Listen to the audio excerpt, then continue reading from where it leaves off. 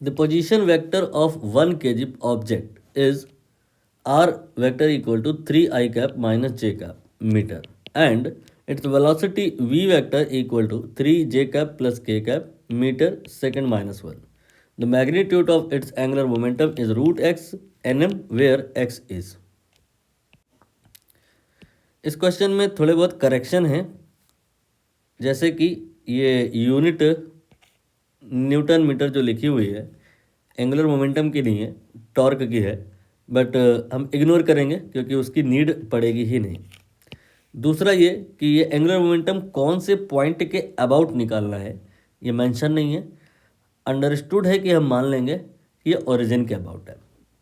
जो अगर आपने ऑलरेडी क्वेश्चन कर रखा है तो आंसर देख लीजिए, इट विल बी 91।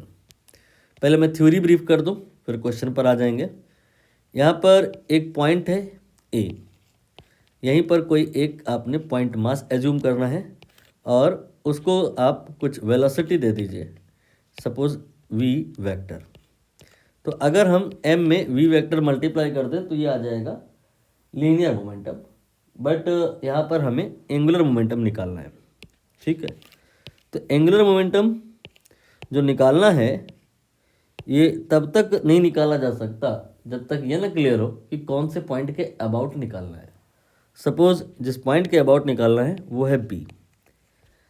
ए का जो पोजीशन है सपोज मान लीजिए R2 है पोजीशन वेक्टर, बी का सपोज कर लीजिए R1 है। तो यहाँ पर जो लीनियर मोमेंटम आएगा वो तो क्लियर है कि एम वी वेक्टर आएगा, but what about angular momentum? ये होता है R क्रॉस पी।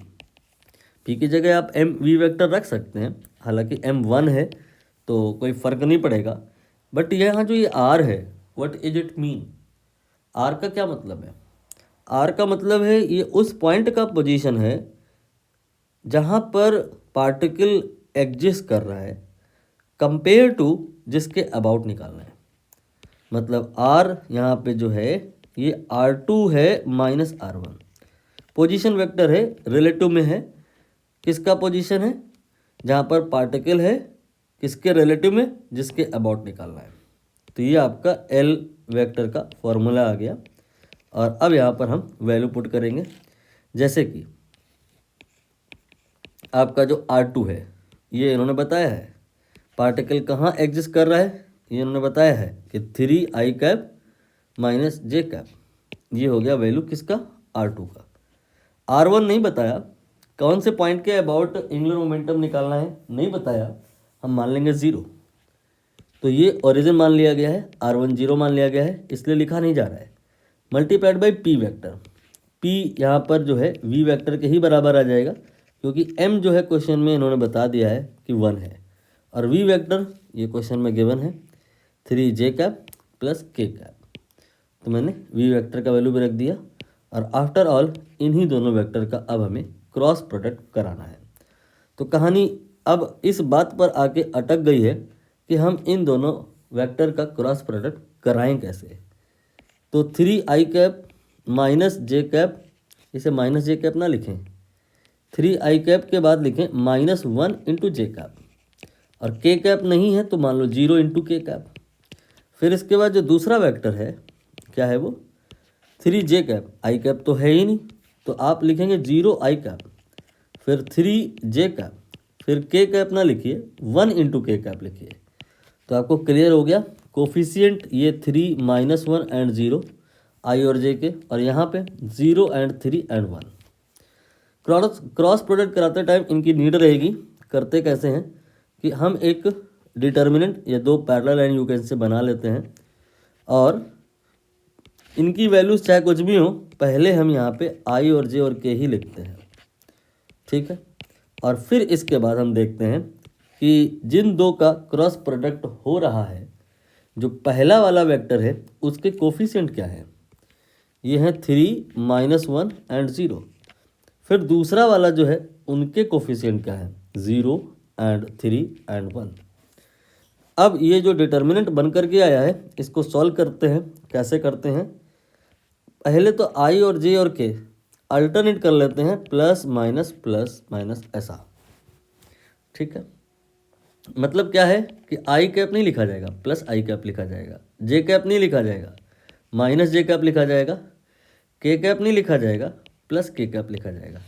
और आगे फिर से दो पैरेलल लाइन, यहाँ पर आई कैप के साथ भी वही होगा, यहाँ पे माइनस जे कैप के साथ भी वही होगा, यहाँ पे प्लस के कैप के साथ भी वही होगा।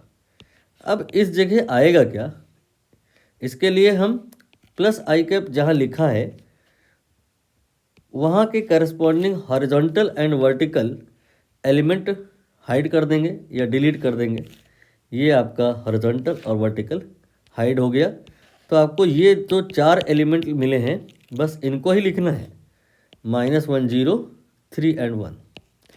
फिर बात आएगी माइनस जे, इसके बाजू में क्या आएगा, इसके लिए माइनस जे जहाँ पर है वहाँ के corresponding horizontal and vertical hiding कर लेंगे। माइनस जे कैप का हॉरिजॉन्टल हाइडिंग हो गया, ये वर्टिकल हाइडिंग हो गया। अब जो 4 एलिमेंट मिले हैं कौन कौन से, दिस दैट, तो आपने सब लिखने हैं 3 0 0 1। फिर बात आएगा प्लस के कैप का, वही सेम प्रोसीजर, जहाँ भी के कैप होगा वहाँ पे हॉरिजॉन्टल एंड वर्टिकल हाइडिंग करनी है। यहाँ पर प्लस के कैप है और ये हो गई हॉरिजॉन्टल हाइडिंग और ये हो गई वर्टिकल हाइडिंग। आपको जो 4 एलिमेंट दिखाई दे रहे हैं वो हैं 3 -1 0 एंड 3।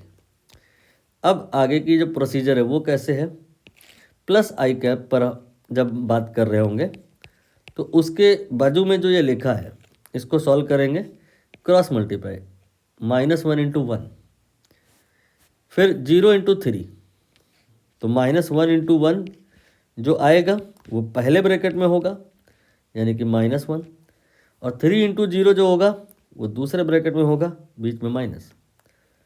फिर इसके बाद में माइनस जे कैप के लिए क्या आएगा, यहाँ पर बड़े ब्रैकेट के अंदर 2 छोटे ब्रैकेट, पहले में क्या आएगा, इसका इससे मल्टीप्लाई होगा 3 × 1, और दूसरे में क्या आएगा, इसका इससे मल्टीप्लाई होगा 0। फिर आप तीसरे वाले एलिमेंट को सॉल्व करेंगे, ये हो गया प्लस के कैप, यहाँ पर ऐसे यहाँ पर ऐसे, ये जब मल्टीप्लाई होगा तो ये 9 आएगा, और जब ये मल्टीप्लाई होगा तो ये 0 आएगा। आगे की प्रोसीजर अब बहुत आसान हो चुकी है, प्लस आई कैप एंड ये आपका -1 ऑनली आएगा। इसके बाद में माइनस जे कैप और ये है 3 और आगे 0 है तो उसे लिखने की नीड नहीं है। फिर प्लस के कैप और यहाँ पर 9 - 0 9। तो यहाँ पर जो आपका एंगुलर मोमेंटम एल वेक्टर आया है वो है, क्या है ये आई थिंक -1 था, -1 देन आई कैप, फिर -3 जे कैप, देन 9 के कैप। हमें angular momentum completely vector form में नहीं निकालना है, आप नोटिस करिए, हमें निकालना है मैग्नीट्यूड। वो कैसे निकलता है, ये जो कोफिशिएंट है इनका स्क्वायर करना होता है। -1 का स्क्वायर 1, 3 का स्क्वायर 9, -3 का स्क्वायर 9, 9 का स्क्वायर 81। फिर सबको जोड़ देते हैं और अंडर रूट कर लेते हैं। स्क्वायर किया था ना तो कंपनसेट करने के लिए अंडर रूट तो करना पड़ेगा। तो ये हो गया आपका 81 और 9 90 और 1 91। तो √91 आ गया है एल का वैल्यू, जिसे √x के बराबर करना है। यहाँ से x आ जाएगा, दैट विल बी 91।